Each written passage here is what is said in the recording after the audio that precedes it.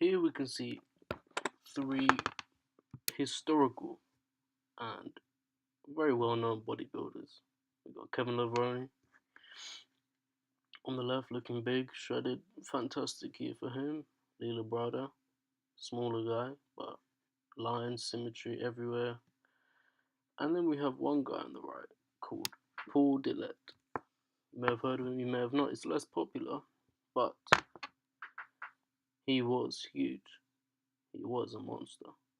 And the main point I want to get across in this video is if the judges really were looking for something huge, and that was the sole purpose that Dorian won, well then why the hell did they not give it to Paul Dillett? Because look at this. Huge biceps. Maybe he has a bad stage presence, but look at his traps, look at the chest, look at the shoulders, everything on the guy. Front lat spread.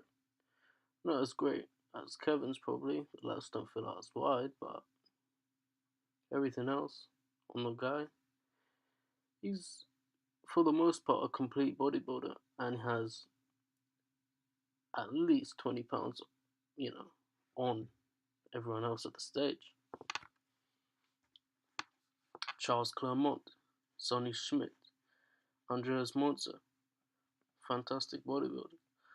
But this video isn't about them. This video is about the top three, which was this guy, and Kevin.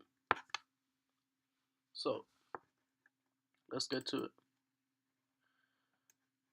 Dorian Yates brought, he brought mass. He brought a crazy transformation from the last year, which I again don't fully think that he should have won.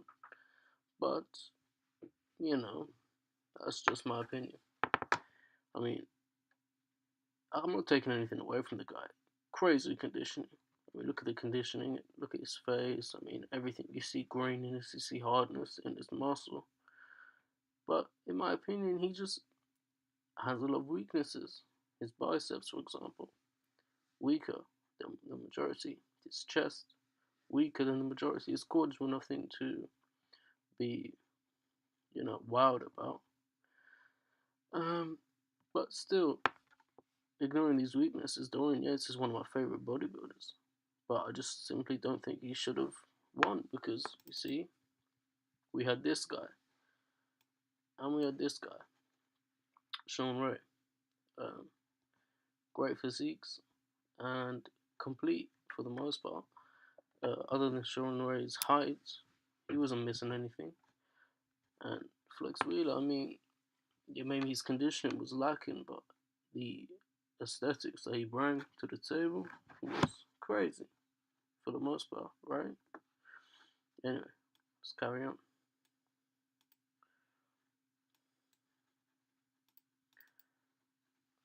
From the back. Now, here you can start to see why Dorian won. You see his back was shredded. It was diced. Details everywhere. Glutes in check, hamstrings in check, everything's in check. Sean Ray is the same deal, just a bit of a smaller package, which is why I think he should have got second over Flex. But if you see Flex, you can see the weakness here. Less conditioning. It's just that simple. But obviously, other than that, you can't really find a weakness in Flex Wheeler. I mean, he's one of the greatest bodybuilders to have lived, right? Well, let's see what else we got here. Abs and thighs. So, in my opinion, Flex wins this shot just because of the sheer detail he has in the obliques and in his abdominals. You can't really take it away from him. He has such a fantastic midsection, and he's not lacking in the so-called calf department, which you could say is implants, but who really knows at the end of the day. Now, let's go to Google Images, see what we can find.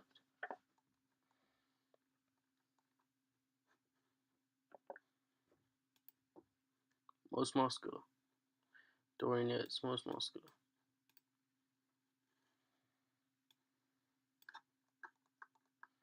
Now, you can see the weakness in this pose.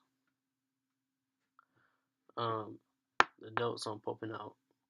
Nothing's really popping out. He has got muscularity, but other than that, you know, that's his whole game. He came in to play the mass, didn't really bring the aesthetics. So, in my opinion, I think Sean Ray or Flex Wheeler should have won this one. They should have taken it in the bag. Anyway.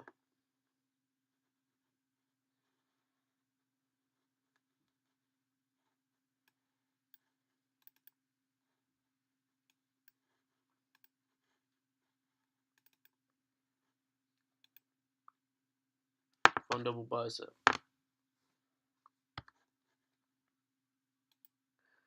Now you can make a fine argument for Dorian's quads. Sorry for the lack of resolution. That's just how it is. Video quality is less than picture quality in 1993. But look at his quads, right?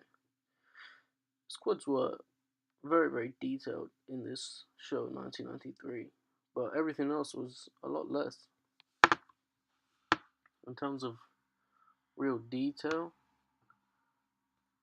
Flex and Sean will bring the lines and the detail combined with, you know, a good amount of mass. But Dorian, you see, he was lacking that symmetry. And even though he was very symmetrical compared to nowadays bodybuilding, back then they really had no reason to give him the title because they were coming out of an era of just straight aesthetics. You know, they came out the Lee Haney era where it was just aesthetics. You know, Sammy Bennett's era. Just, I don't really see why they gave it to Dorian. You could place him a good second, but if we're looking for aesthetics, give it to Flex. And if you're looking for mass, well, Paul Dillett had the mass. Maybe he didn't have the stage presence, but if you're looking for mass, who cares about stage presence, really? Everyone talks about Dorian Yates being the mass monster era beginner, but Paul Dillett was bigger than Dorian Yates before Dorian became big. But here is a fantastic pose for Dorian, and you can really see why they gave it to him in the end. Anyway, that's my video. It's kind of made up. It's the first one. Hope you liked it. You get me?